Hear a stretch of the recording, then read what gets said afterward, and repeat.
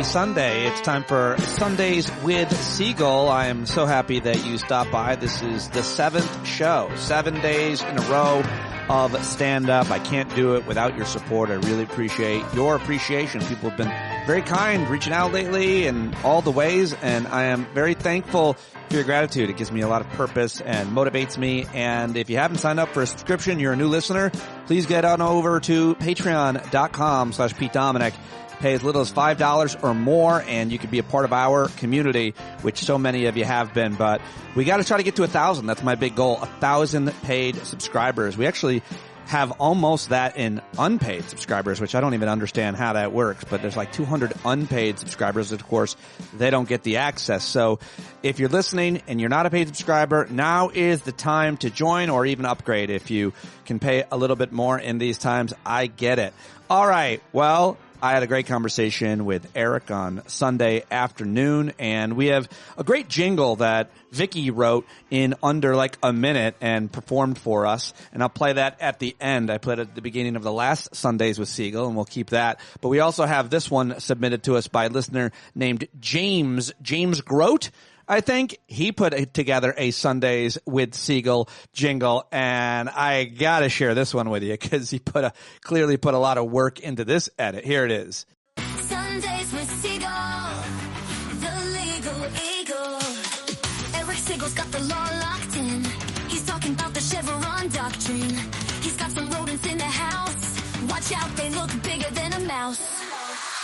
He's all about the history, fake originalism and supreme hypocrisy. Pete Dominic will interrupt. Eric, he don't give a what. The arbitrability of claims arising under Section 10B of the Securities Exchange Act. What? He's right, and that's a fact. Sundays with Segall, the legal eagle.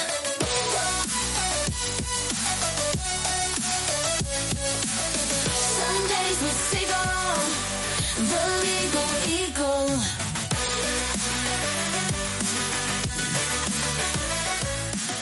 Wow, how about it? I mean, he even included my interruptions and some very specific language around Supreme Court decisions that Segall. How did you do that, James? Real good stuff. Let's get to my conversation. Eric loved it, by the way.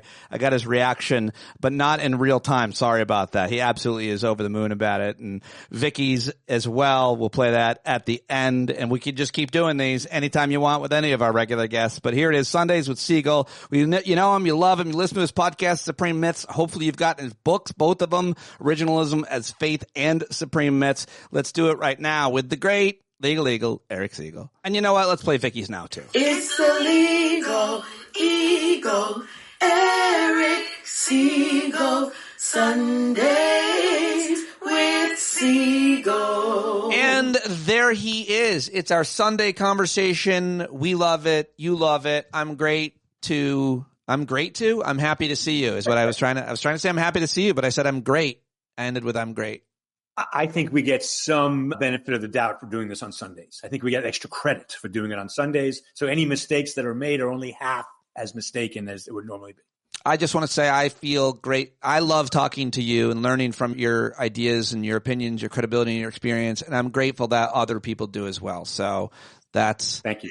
That's why we do it on Sundays. So there's a lot to get to. Obviously, we're going to talk about birthright citizenship, but just taking a few steps back, I wanted to start the conversation by reading your colleague at Georgia State, who's really gotten a lot of respect over the years. He does great work. Anthony Michael Crease, he posted, I feel like I'm having a professional identity crisis this week. Like, what is legal scholarship supposed to be? How do we reward it or criticize bad work? And what the hell am I doing with my career? I don't know what he was talking about. You clearly do. He is obviously a con law scholar at Georgia State like you. What do you got? What's he referring to? So can you read my response to Anthony, by the way? You said, we all get there, my friend. Your voice matters. So what Anthony is going through in his about 7th or 8th year of being a law professor is what most law professors go through, and all law professors on the left are going through now, which is the very sad realization. I'm going to get in trouble for saying this, but at 66 years old, and half a foot out the door anyway, I'm going to say it. 30 years ago, but mostly 15 years ago, I learned that law professors will make frivolous arguments for political and career reasons. That's what John Eastman did during the Trump administration, because John Eastman was at one point a credible law professor. An even better example is Jonathan Turley at George Washington, who 15 years ago, Jonathan Turley was a really good critic of the Supreme Court. But just to be more clear with what you're saying, it's still a little bit highbrow for those of us that aren't legal scholars or don't understand what the purpose of your job is. But what it sounds like to me is, and this is the truth of commentators as well, right, of all sorts, it sounds like you're saying they say things they don't actually believe to position themselves, to brand themselves for career ambitions. But No, that's not, let me be clear, Pete, because I'm talking about my colleagues here. Yeah. That's not what I'm saying. I am saying that they make arguments. Let me explain. We are taught in law. I haven't mentioned this person in a long time, so you can't criticize me for it. Judge Posner and I used to talk about this a lot. There it is. Why do law professors make obscenely bad arguments? And the answer is not they know that they're bad and they're doing it anyway. The answer is a combination of politics and ambition and career incentives get law professors to the place where they think really frivolous arguments aren't frivolous.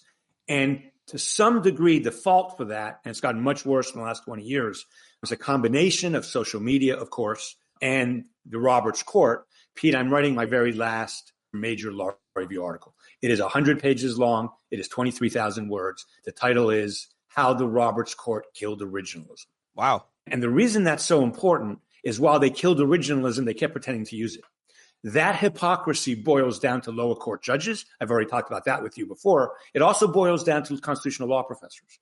For example, Anthony was upset this week, last couple of days, because a law professor named Alon Werman, who is currently at the University of Minnesota, is openly gay. And I should say that Anthony is openly gay. It's relevant for this reason. Alon is very conservative, and the number of openly gay conservative law professors, I think, is 2, maybe 1. So he's in a very special niche place. And he said there was a lot of literature. Alon Werman, law professor at Minnesota, very good law school, said there was a lot of literature confirming the Trump administration view about birthright citizenship. And that's just wrong. Alon's wrong. He's wrong on these issues. And Anthony could not understand. They had some give and take on Blue Sky, and then it went to other people as well, including me this morning. Anthony is having trouble accepting. I'm speaking for him, and I don't mean to do that, but you asked me. I think he's having trouble with that idea. So when this really hit me, Pete, and you were a big part, you actually were a part of this. When this hit me was 2015. That's when it hit me the worst, 9 years ago. It really killed me because Jonathan Adler, somebody I actually like, a law professor at Case Western, who is a libertarian, but he's very good on environmental law, and he's a thoughtful guy. Jonathan was the producer of the King versus Burwell lawsuit that would have taken down Obamacare, would have ended it. It would have ended it in 2015 based on an incredibly frivolous argument. So frivolous that The Atlantic gave me 2,300 words to write about it, which is, for those that don't know, 2,300 words is a very long piece for that kind of publication. But they misinterpreted the law. They lied about its history. It was terrible. And I realized, wow, why is he doing this? Because he really believes it. And it came up again this morning. I will go to my grave saying that case was frivolous to the core, and yet 3 Supreme Court justices dissented. Scalia, Alito, and Thomas, of course, dissented. But Roberts and Kennedy saw it and went with the liberals and said this is a stupid case. It's an obviously stupid case. So what Anthony is struggling with is why would someone of great talent and skill, and is not a Trumper and all that stuff, saying frivolous things? And that's a real problem for our industry right now. But it just is. I don't give people the benefit of the doubt that you give them, and I probably should. And I'm not thinking obviously as deeply and intellectually along legal scholarship, much less the history of legal arguments as you are. I'm talking in my mind, in my world, about commentators. And I too often fall back on, which is why I thought this is what Anthony and you were saying, the idea that people are saying things they don't believe. Specifically, I'll mention Will Cain because you and I know him well. Yes. And he was a good friend of mine. And I was proud of that because we disagreed on so many things, yet we were able to have a good friendship. I felt like that was mature and so on.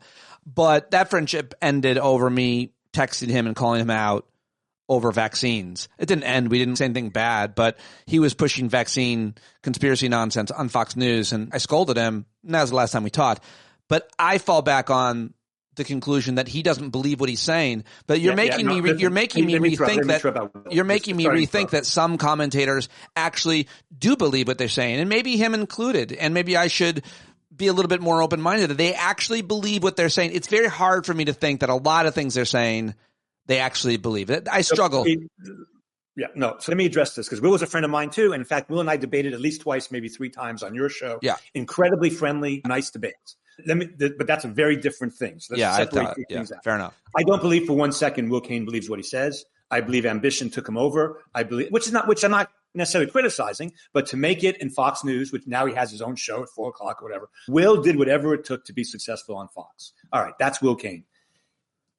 Our system has set up those incentives for him. Like pundits are allowed to do that. It's sad, but it's true. Listen, the incentives for law professors used to be different.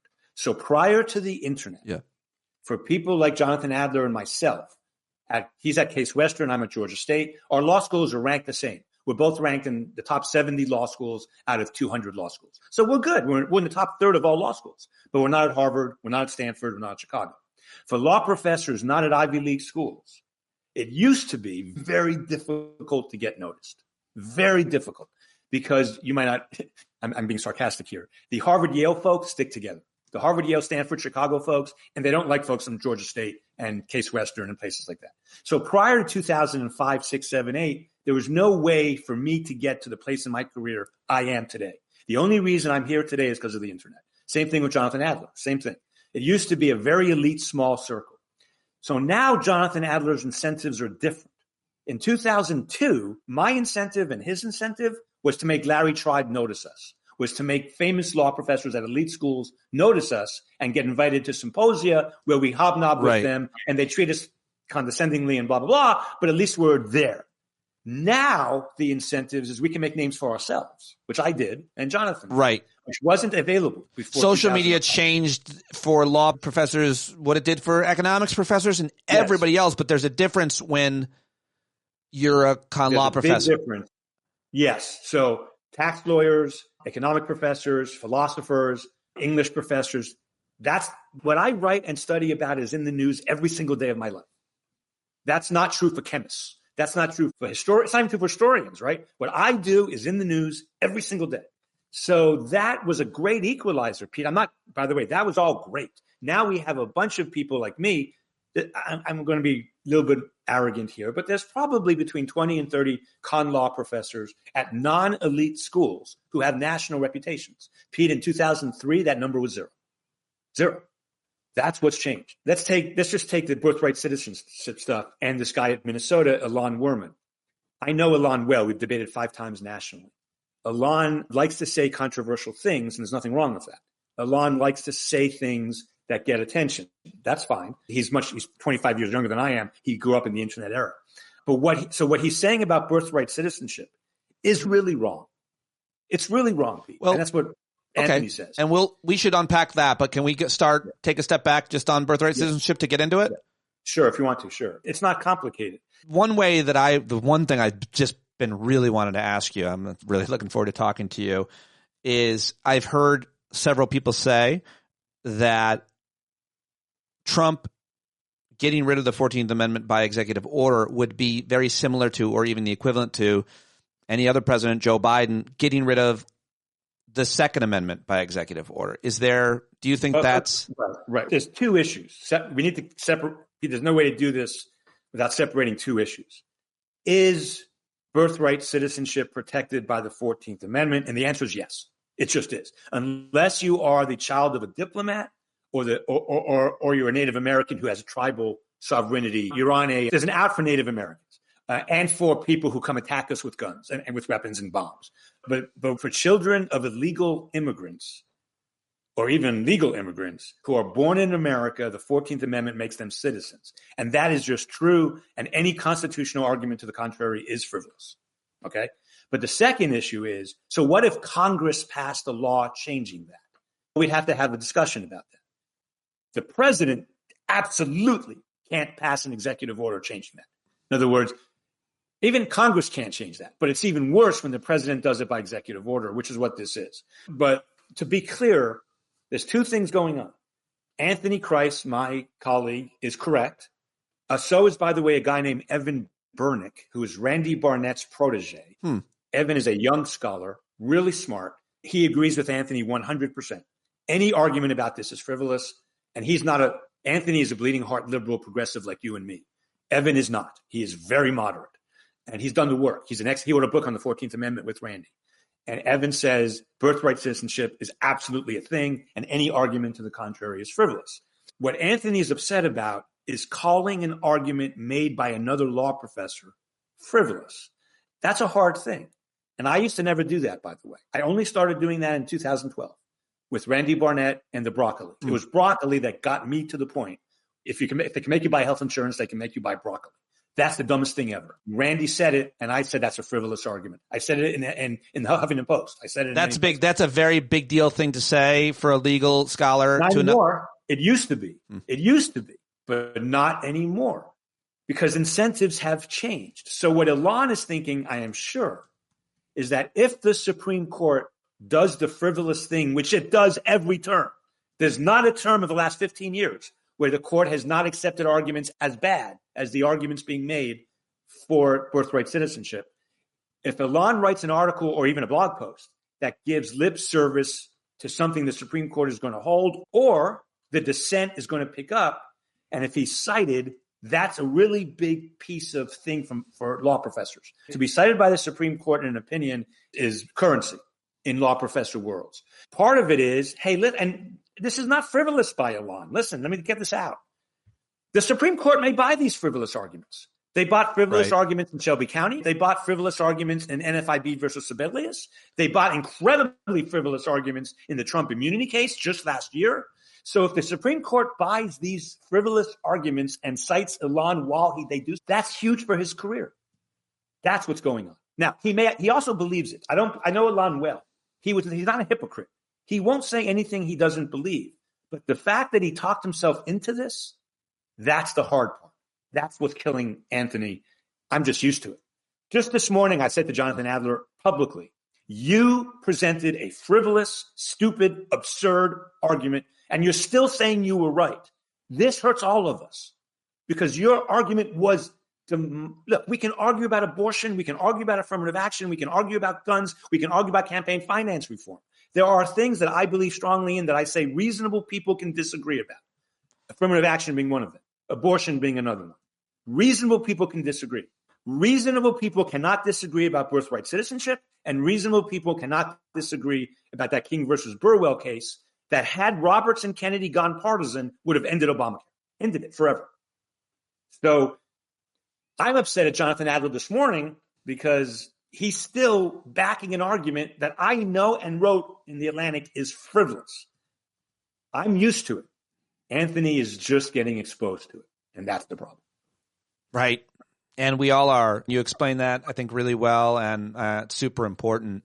Let me ask you, I always love this question for you. The consensus of the legal canon on this issue, are you seeing the usual suspects, the usual arguments, or does this seem like even all the conservatives are on the same page, experts, legal experts, as many of them were when it came to the president having immunity? They were proven wrong by the court, obviously, in the end. But you and most across the spectrum are in agreement, it would seem. So in terms of this argument, the 14th Amendment, what are you hearing and reading? Is there any argument to be made? They're relying exclusively on, by the way, there's a Supreme Court case directly on point too. So they have to reverse the Supreme Court case. Of course, the Supreme Court does that all the time. It's not just the history and the text. We have an 1870 Supreme Court case saying if you're born here to parents who are not legally here, you're still a citizen. So we have a case. Like, they have to reverse that case to do it. Now what they're saying is there's a phrase in the 14th Amendment about this, and part of it is you have to be subject to the jurisdiction of the United States. If your parent is not subject to the jurisdiction of the United States, then you're not a citizen. That's why diplomats are excluded. Because if a diplomat commits a murder on Park Avenue, he doesn't get sent to jail. He gets sent home. That we can't arrest diplomats, no matter what they do. There's no exceptions. Diplomats have full immunity here. So they are not subject to the jurisdiction of the United States. So their children are not citizens if they're born here. Same thing for Native Americans who live on a tribal land that is sovereign. But other than that, so what they're saying is subject to jurisdiction is an exception that includes people who are here to parents who are not here legally, and that's a frivolous argument. And that argument was presented to the Supreme Court in the 1870s, right after the amendment was passed. But let me make the next sentence, Pete. For the liberals and progressives out there who want the Supreme Court to engage in freewheeling living constitutionalism, there are many ways to get to this result through living constitutionalism. There's many ways to get there. That's why I hate living constitutionalism. That's why I hate the Supreme Court, because it'd be very easy to say when the 14th Amendment was passed, what was in their heads was slavery and Native Americans and the newly freed enslaved people. They weren't thinking about a country where immigrants come in and illegally and the border is an invasion. And because they weren't thinking about that, we don't know what they would have done, blah, blah, blah, blah, blah, blah. And therefore, these are different times. Now, for originalists to do all that is the height of hypocrisy. But originalists do that every term. The Roberts Court, full of originalists, makes shit up. This is the problem with having strong judicial review right here. This is the problem. That's also bothering Anthony because he also believes in the court system and he believes the Supreme Court is an institution that should do good. He's not where I am, which is the Supreme Court has never done good, will never do good, and we should lose it pretty much. So that's what's going on here. There are more conservatives being a little bit both sides on this than I would have thought, but the overwhelming consensus for example, my friend Ilya Somin, who writes for the Volokh Conspiracy, which is the most important conservative legal blog in the United States, and it's not close. It's not close. There's no other legal blog. Right. Ilya has written a great piece on that blog saying this is frivolous and stupid, and of course, this is unconstitutional. So when people like Ilya Somin at Scalia Law School say things like this, it's a pretty good hint. But Americans, your audience, I understand hearing it is one thing, but really getting it is another thing. And as hard as I've tried, I can't get people to see how often the Supreme Court does things that are just legally frivolous. They're legally frivolous. And so anytime one of these cases comes up like this, I always warn people, you're right. Everything you're saying is right. But that doesn't mean the Supreme Court's going to agree. Pete, Shelby County is so much worse than this case in terms of this legal reasoning. So much worse. Frankly, the idea that paying for speech is the same thing as speech in political campaigns is the most frivolous idea ever. When I pay my air conditioning repairman to repair my air conditioner, I'm not speaking, I'm writing him a check. When I write a check to a politician, I'm not speaking. I'm enabling his speech might be protected, but it's not as protected as free speech. The Roberts Court said they were exactly the same. That's so frivolous, I can't even get my hands around it. The idea that that Congress is not allowed to make you buy health insurance in $1 trillion industry under the Commerce Clause, a $1 trillion industry that affects the commerce of every state is frivolous. And the Trump immunity decision is not only frivolous, no one saw that coming. No one, no conservative saw that coming. All the conservatives said they're going to do a very mouthy anti-Trump opinion. Nobody saw them giving the president almost complete immunity. And that's a frivolous idea. It's not in the text. It's not in the history. It's not even in case law. It's nowhere. So if they can make up immunity for the president, they can make up birthright citizenship. Where does this go? Tell us the process of where. So a judge already said it was frivolous. And 22 states attorneys generals are suing, and one judge already wrote in his decision something pretty bold about. Now, what the Fifth Circuit will do, who knows? Because the Fifth Circuit is a mini Supreme Court, if not worse. I refuse to predict what the Supreme Court will do with. So this is my deal. I came on your show for over a decade, predicting most cases. I did. I would say, I think the court's going to do this. I think the court's going to do that. And I have some degree of certainty or not. I came on your show and I said, there's no one more critical of the Roberts Court than I am. That's just true. But I also think they're going to write a good immunity decision because I think that it's just so bad. And they didn't. So I can no longer predict. Like I'm out of predictions. This court. I went from 2017 to 2020. I wrote pieces in Slate, in Salon, and in law reviews saying the Roberts Court is no worse than any other court. This is how the court has been since 1803. It's always been this. Okay, that's wrong. It all changed with Amy Coney Barrett. Everything changed when they had a 6-3 instead of a 5-4 margin. Roe would still be the law today if Amy Coney Barrett, not Roe, but a form of Roe, would still be the law if Amy Coney Barrett hadn't been put on the court. Roberts did not vote to reverse Roe. Roberts voted to have a 15-week ban. A 15-week thing. Everything changed after Barrett, and this is the guy who wrote a book in 2012 saying the court is not a court, who went around the country in 2018 saying the Roberts court is no worse than any other court. I was wrong. I wasn't wrong. I was right in 2018. As of today, this is the worst court in American history. That's saying something because there have been some pretty bad court makeups. Oh, the Reconstruction Court did away with Reconstruction. But you know what the Reconstruction Court didn't do? It didn't give us Donald Trump. Pete, I'm sorry to monologue. Give me one more minute on this. Sure. In a series of voting rights cases, I tweeted this morning, in a series of voting rights cases and other types of cases, this is what the Roberts Court has done. First, it allowed unlimited money in elections, which is just insane. Then it struck down the key part of the Voting Rights Act, the only part of the Voting Rights Act that really worked. Then it said racial redistricting claims. When North Carolina wanted to use affirmative action to get more blacks in Congress, the court struck that down. Then it said political gerrymandering claims can't be brought in court. So racial ones can, but political ones can't, which means Democrats can't challenge what Republicans are doing.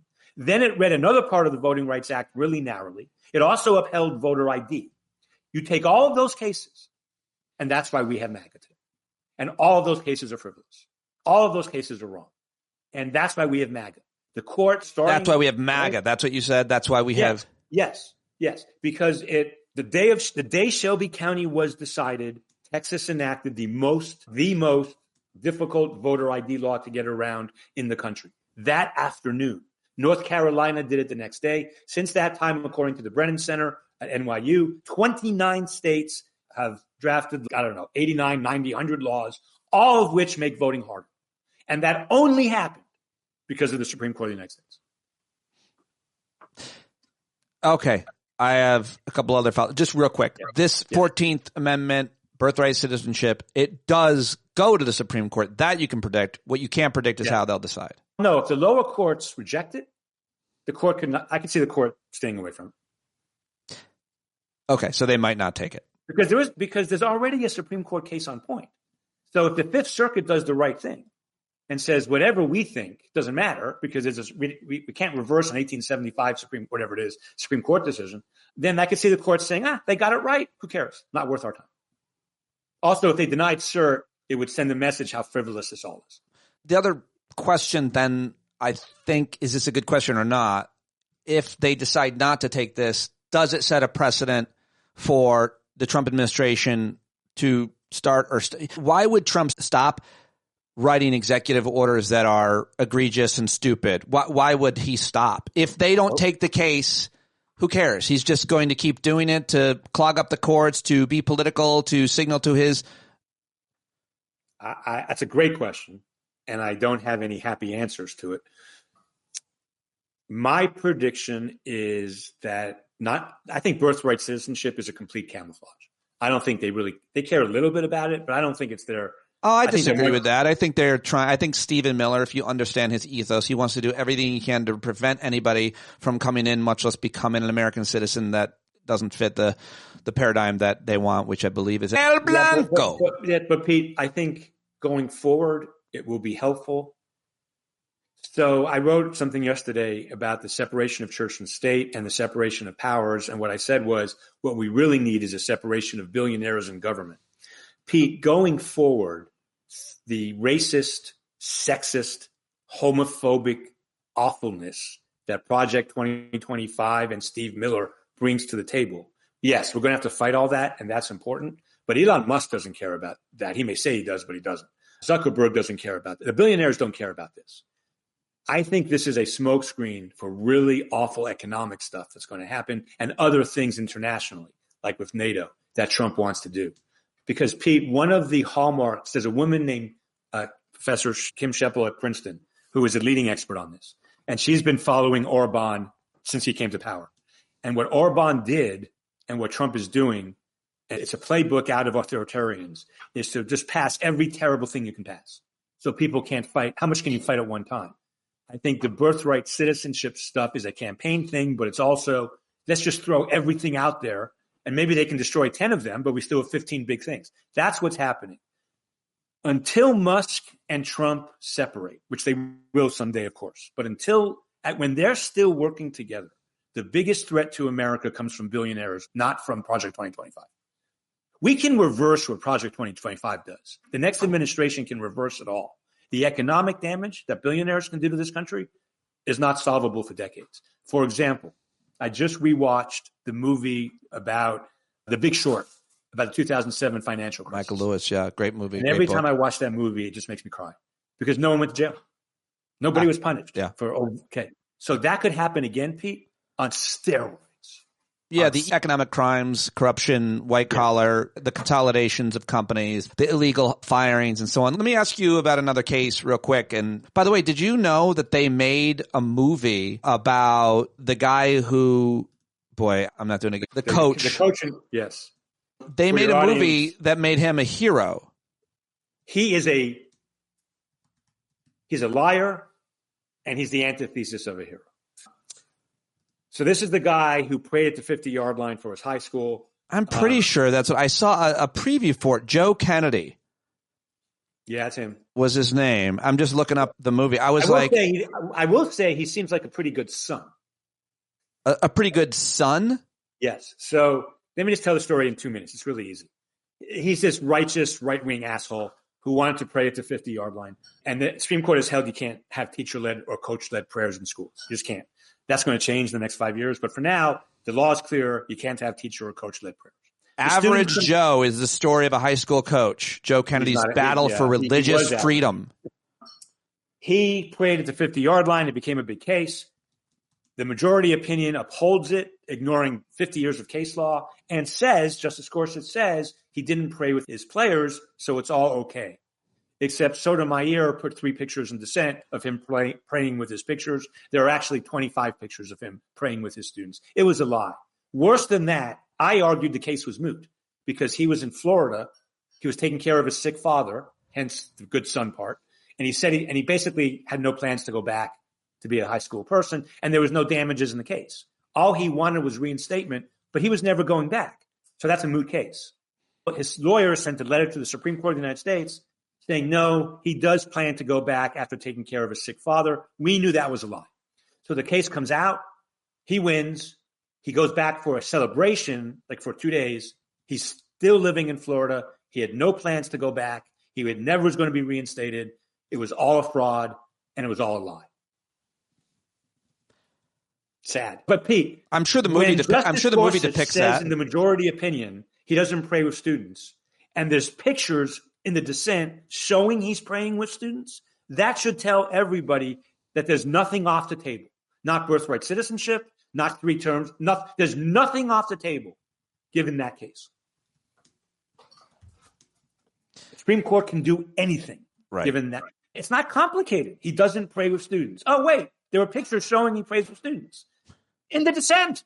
Okay. Then let me go to this other case that was just argued that you mentioned before we started, Kennedy versus Bremerton School District, which is also a religious freedom case. It's not the Oklahoma case. No, that's not right. That's the Joe Kennedy case. Yes, Bremerton is Joe Kennedy. There's a new case the court granted cert in on Friday that could forever lower the wall of separation between church and state in the most dramatic way imaginable. Oklahoma wants to run a Catholic public school. I don't have to say anything more. The Establishment Clause, if it stands for anything, stands for that you can't have public religious schools. That's just not what we do in this country. Now, Canada has public religious schools, and Canada has religious freedom. But that's Canada. That's not us. And just to be clear with what the difference is, it's religious schools. You do have to explain it, actually. Okay. So, because you can't get funding. You can't get public funding if you're a religious school. If you're you can. No, hold on. I can do this too, and very quickly. When I was at the Department of Justice, I represented the United States Department of Education in a case that gave hundreds of millions of dollars to public schools, actually billions of dollars, to public schools secular, non-religious private schools and religious private schools. It was all secular aid like computers and chalk and erasers, whatever. I defended that statute because it was a voluntary decision by the federal government to give this aid. And because of my views on judicial review, I thought that was fine. The court at that time had said, no, the government cannot give anything to religious schools except books and testing. Eventually, the court reverses that, correctly in my view, and holds in 2000, if the state of Georgia wants to give assistance to private non-religious schools, it is allowed to give the same assistance to private religious schools. And I agree with that holding. As long as it's not Bibles, I agree. But what changed, Pete, is the Roberts Court, in a series of 3 cases starting in about 2015, held if the state of Georgia, this is the case, Maine has a large number of students who cannot go to a public school because there's no public school in rural Maine. So what Maine said was, we will give the parents of those kids money to go to private schools because we can't provide public schools. As a state, we can't do it. But this money can't be spent at religious schools, which should be totally constitutional. Right. But the Supreme Court said, no, if you give assistance to private non-religious schools, you must give assistance to private religious schools. And when the court, which is stupid, wrong, and terrible. When the court said that, I predicted the next step on this, because I litigated this stuff and I've written about it. The next step is somewhere, someday, someone's going to say, Oklahoma funds public schools have to be secular. You can't teach the Bible in public schools. Right. That violates something in the Constitution. We'll see about that. So public schools can now teach theology. I'm not talking about teaching the Bible as an historical thing. I'm saying you should be Catholic. This Catholic school indoctrination into a religion. Yeah. Yes, and which you think should be a choice. I think neither states nor federal governments can operate religious schools, and everyone thought that. Everyone thought that until about 3-4 years ago. Pete, what's even worse about all this is Amy Coney Barrett has recused herself in this case. And the reason she has recused, and she won't give the reason, but we know the reason. One of the people on the briefs is I've told you about this before. There is something that was done about 2 years ago called the Religious Liberty Clinic at Notre Dame Law School. And this clinic is not about religious liberty. It is about religious supremacy. And this clinic is litigating this case. This clinic is about really making America Catholic. That's what it's about. And Amy Coney Barrett has all kinds of footprints in this clinic, is still paid by Notre Dame, it's my understanding. So she recused herself. She did the right thing by recusing herself. Yeah. But here's what scares me. If it's the Oklahoma Supreme Court struck this down in 10 seconds. The Oklahoma Supreme Court said this is obviously unconstitutional. For Alito and Thomas to vote to grant cert must mean that they have Barrett's gone. The 3 liberals will never vote for this. So it probably means they already know they have 5 votes to do it. And if this case comes down 5-3 saying Oklahoma can open a religious public school, can you imagine what happens next? That Oklahoma Secretary of Education is a real POS. He's a real Christian nationalist. This is his idea. Yeah, this is all him. Yeah. But Pete, I'm telling you, there are people in your community who might want to open a religious public school, which until yesterday would have been frivolous, absurd, crazy, and impossible. You're actually talking about me. I want to open a religious public school, but I wanted to be a new religion that I've just come up with. And that's why I've had you here to talk to you about today. The Dominican theory. No, there's already one of those. Okay, sorry. Yeah, I know. This case the court granted cert on Friday could actually end the separation of church and state in America. Now, there's a part of me that thinks that Kavanaugh won't go along with it. And all we need is 1 vote, because if it's 4-4, if it's tied 4-4, Barrett's gone. There's 3 liberals who are going to vote against. Right. If even 1 conservative votes against, the legal effect of that is the Supreme Court of Oklahoma's opinion stays the law, and they struck it down immediately. Before I let you go, let me just ask you about what you've heard and what your thoughts are about what's transpired so far within the past week from your point of view as a legal expert, but also just the politics of it all. And the one thing we've heard so much about, there's a lot of confusion people are losing their jobs. They're being demanded that they return to work, those that are work remote, which is creating a lot of confusion. I think they're creating national security issues when it comes to things like food regulation, drug regulation, environmental water, all of that. But this issue about repealing what seems like they're trying to repeal the Civil Rights Act and the civil rights legislation and equal opportunity. I also learned that there's a lot of folks that work in the federal government that happen to be black and brown that live in and around that area specifically because of the protections against discrimination in jobs they would not find in the private sector potentially. And so the backlash against black folks, and that every one of them is somehow an affirmative action hire, a DEI hire as they call it, as opposed to so many unqualified white people like the president, the secretary of defense now, and so on. What are your thoughts after this week in terms of what's transpired, what's happened, and the confusion and danger that it creates within the federal government, vis-a-vis and specifically as a result of taking back protections that have been there for a very long time for people? I have given enormous thought to this, Pete, for the following reason. Back in 1987, I was working for a big law firm, and I hated every second of I was actually working for Ted Olson, but I hated every second of my work. So I was looking for another job, and the Department of Justice hired me. And I want to tell you about that interview. This is November of 1987. November of 87. George H.W. Bush had won the election. He's going to be president, but the Reagan people are staying. It's a very conservative administration. And in my interview, I said to the person, I'm a bleeding heart liberal. I'm a huge progressive.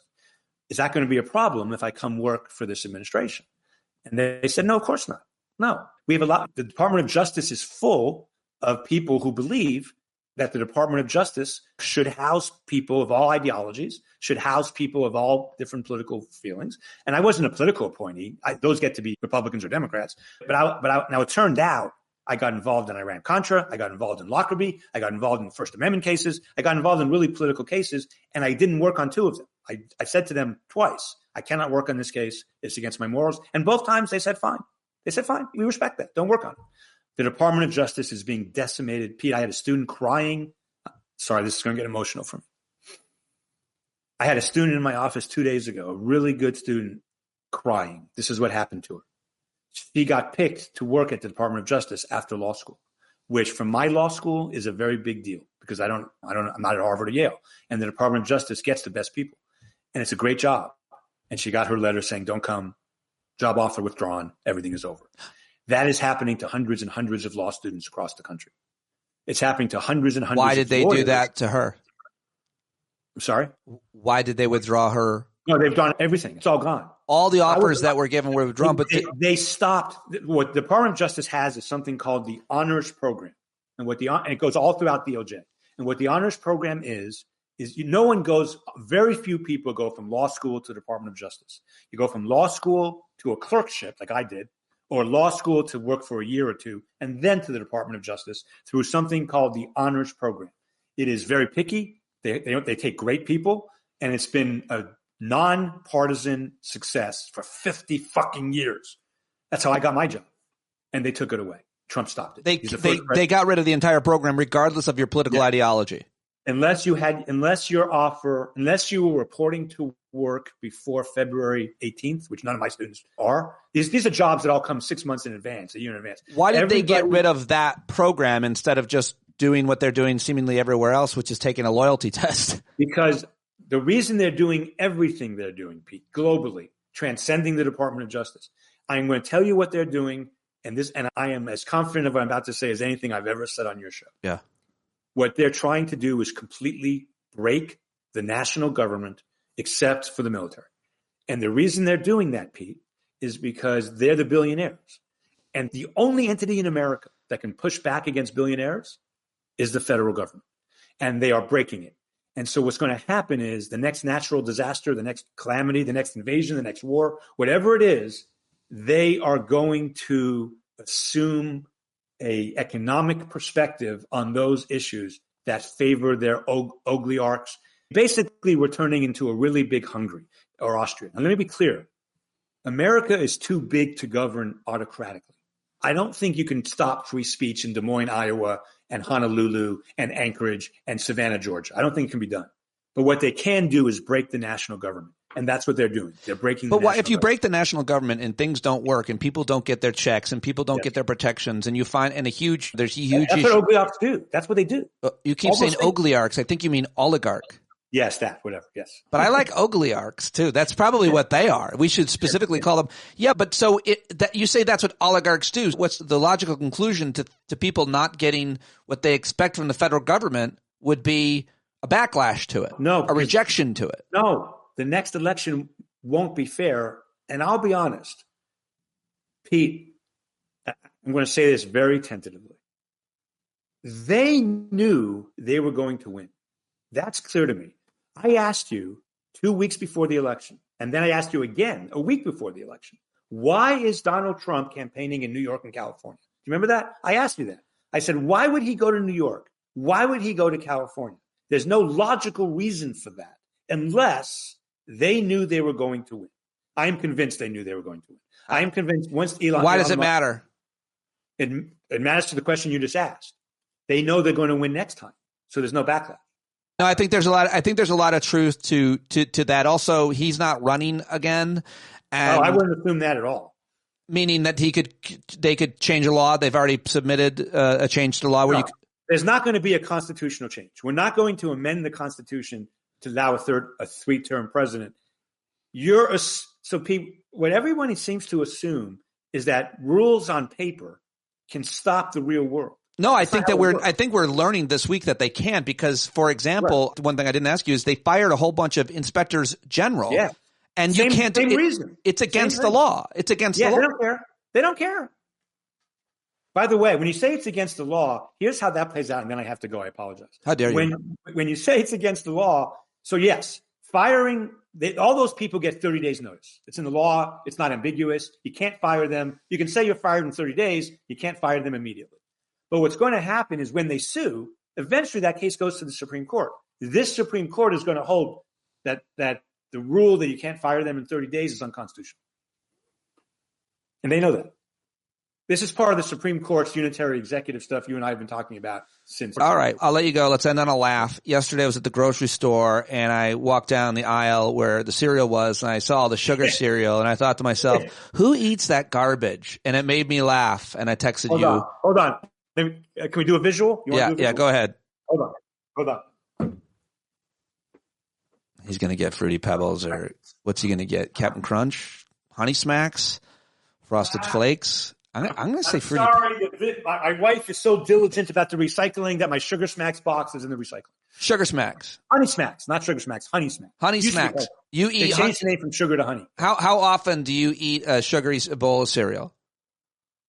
I refuse to answer on the grounds that it might incriminate. Is it daily? No. It is daily. 2 to 3 times a week. Is it only Honey Smacks? Do you switch it up? No. Captain Crunch, Cinnamon Toast Crunch. What is a sugary cereal you don't like? My favorite would be Fruity Pebbles. I don't like Fruity Pebbles. I do like Fruit Loops. You want to say hi to Lynn? Hi, Lynn. All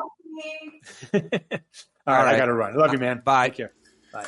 It's the legal ego, Eric Segall, Sundays with Segall. All right, there he goes, Eric Segall. Always great. Let him know that you heard him here. Go support him on all the social medias. He'll be joining us at PODJAM. Forgot to mention that at the top, you fool. So you can meet him in Vegas. Come join us. Get your ticket for PODJAM now. And thank you very much for supporting the show. I posted every day this week and plan to next week. And I'm so grateful that you support it, that you appreciate it, that it means a lot to you. It means so much to me to have you here. If only I could speak here at the end. You know what I meant to say. All right. John Carroll takes us in and out each and every day. The great singer-songwriter. Go support him at johncarroll.org. Talk to you tomorrow with Anya Kamenetz.